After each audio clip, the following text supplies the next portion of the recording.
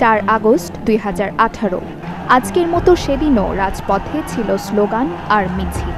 নিরাপদ সড়ক দাবিতে একাট্টা হয় ছাত্র সমাজ।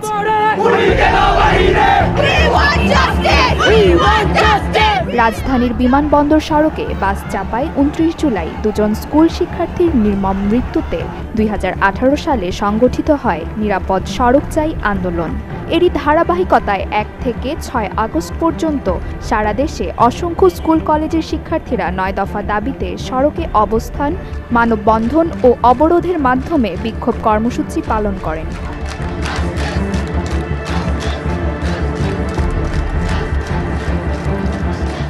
2 আগস্ট সরকার সব স্কুল কলেজ বন্ধ ঘোষণা করলেও সেদিন ঢাকা, চট্টগ্রাম, রাজশাহী, খুলনা, বরিশাল ও সিলেট সহ দেশের 42টি জেলায় শিক্ষার্থীরা রাস্তায় নেমে আসেন। হাতে প্ল্যাকার্ড নিয়ে নানা স্লোগানে সড়ক মুখরিত করে রাখেন তারা।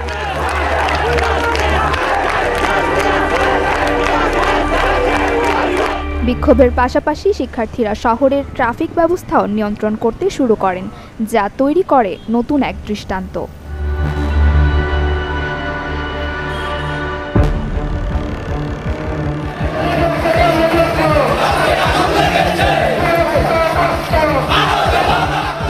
প্রেক্ষাপট আলাদা হলেও 2024-এর এদিনেও দেশের পরিস্থিতি ভয়াবহ উত্তাল।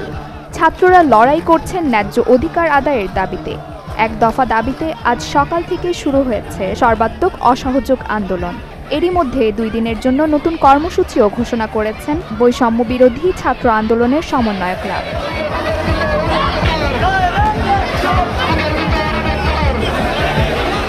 এই আন্দোলন ঘিরে রাজধানী সহ জেলায় জেলায় সংঘর্ষে দেশ এখন পরিণত হয়েছে রণক্ষেত্রে।